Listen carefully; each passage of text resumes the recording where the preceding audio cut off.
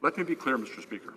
The evidence we have today indicates that while it is true that vaping products are less harmful than cigarettes, they are still potentially harmful. Bill S-5 would enable us to have stronger federal oversight to better protect Canadians from the negative health effects associated with using these products.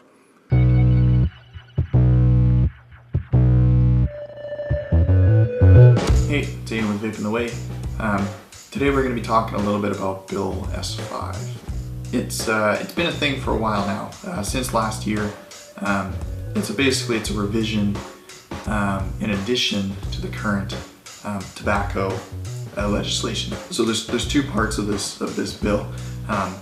One of which is a plain packaging for cigarettes, cigarette cartons and cigarettes themselves, basically to eradicate all forms of branding, colors and advertisement, that sort of stuff. It's kind of a dumb addition to this bill, to be honest. The other side of it is vaping, and that's the regulation of vaping as a whole.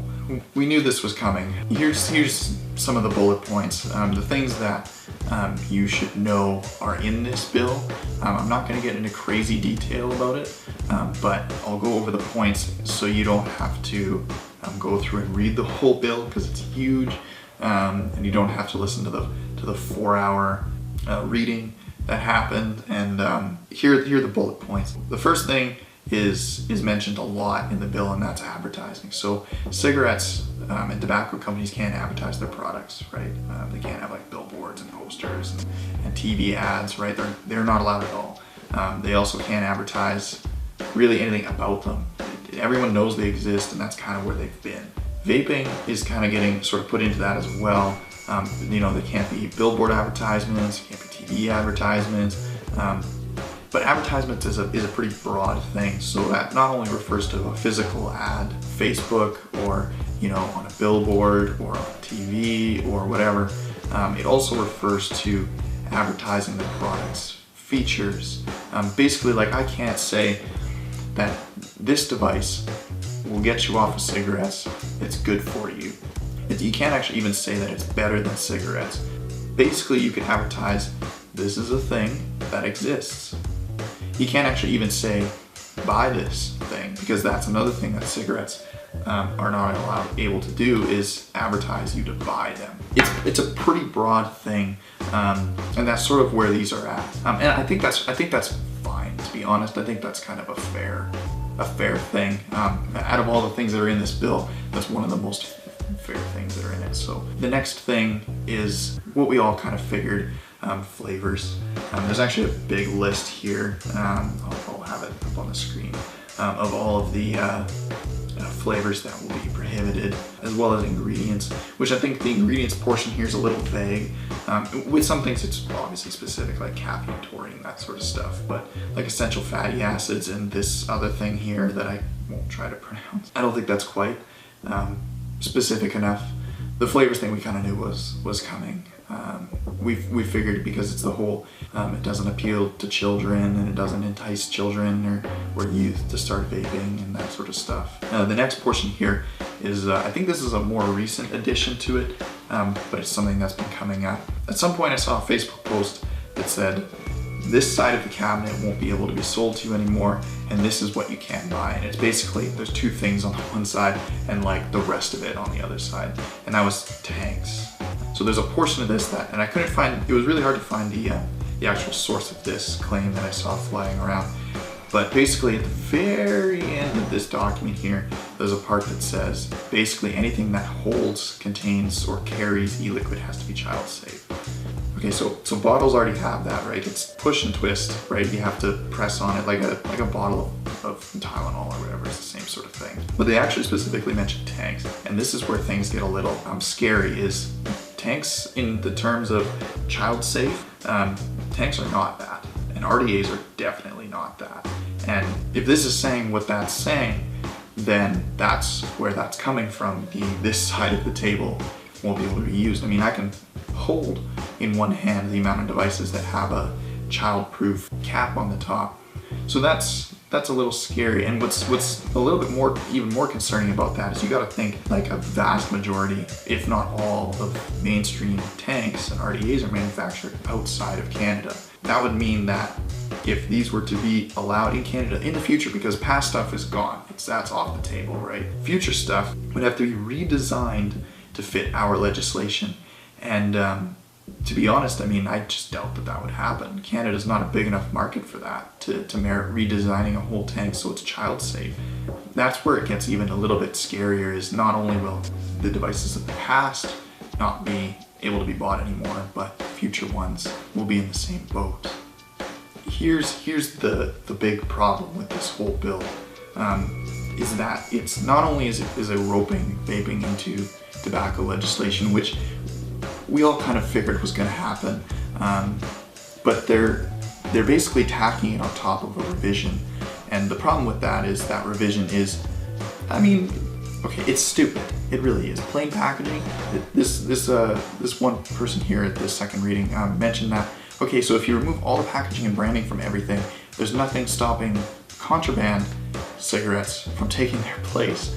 Apparently that's a big problem in Ontario. I have no idea, but she was saying that, you know, if you remove all branding from a pack of Export A's, and Joe Schmo in the back room works at a corner store and just switches them all out with his, he's making tons, right? The point is it's stupid, and there are statistics that show that removing labeling and branding and that sort of stuff from all parts of the cigarette is effective at getting people to stop smoking cigarettes. But I mean, I feel like that research was done like a decade ago, and it's really not that effective. It's under 10%, and even for the whole part is advertising towards children, right? Like the box is prettier to look at, sort of thing. And in my opinion, and this is going to be heavily in my opinion, if you're going to start smoking cigarettes, it's not going to be the packaging, it's not going to be the flavoring, it's going to be you're going to want to start smoking cigarettes. We all have our reason, we all have our experiences, we all have our own personal thing as to why we started smoking. This is targeted towards someone like me. When I was 15, 16, started smoking cigarettes, I did it because I wanted to. Was it a good choice? No. Do I regret the choice? Yes. But I did it out of my own volition. It wasn't because I saw the package and thought, that's good to look at. I should probably smoke the things that are in there, even though I know, because it's been broadcast from the rooftops, that cigarettes are bad for you. We all know it. We all feel it. We all know that cigarettes are bad for you. No one thinks that they're not. So this sort of stuff, in addition to this bill, is almost a little bit just kind of trivial at this point. If people are going to start smoking cigarettes, they're going to not really care about the branding that's on it, right? The point is that's it's kind of dumb.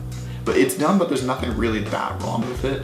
But vaping gets tacked onto it. So now when you were petitioning this bill, you're not petitioning just the vaping part of it, you're petitioning the vaping part of it and the part that's pretty legitimate, a part that they seem to really want to push through Parliament.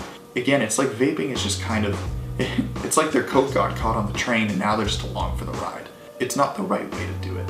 To me, there needs to be some kind of regulation. There needs to be legislation. And I'm not saying like, oh, I just want it so you can't sell it to people under 18, because that's obvious. That's a mention like once in the whole bill because it's so obvious. But it should be more than just that. It should be specific. It should be concise. It should be discussed with the industry that's been doing this for almost a decade.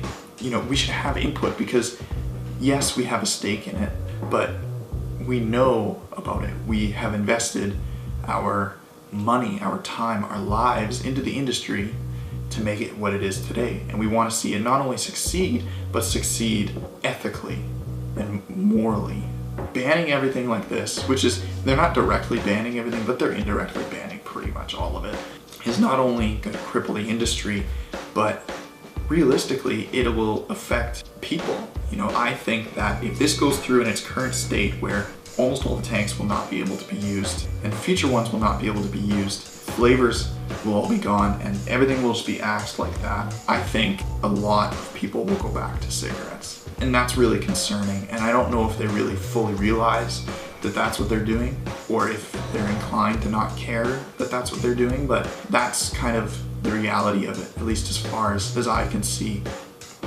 And that's why it's unfortunate that it's getting tacked not only into the tobacco legislation, but to this kind of useless sort of revision to the bill.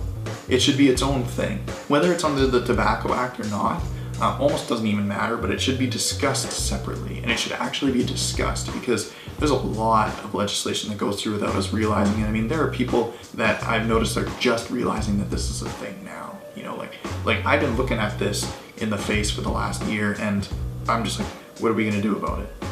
Easier things you can do. There is a petition on the Parliament's website here where you can actually go and sign a petition. It's like not a change.org thing. It's like a legitimate legal thing that they actually have to look at. Go and fill that out. There's not enough signatures on it.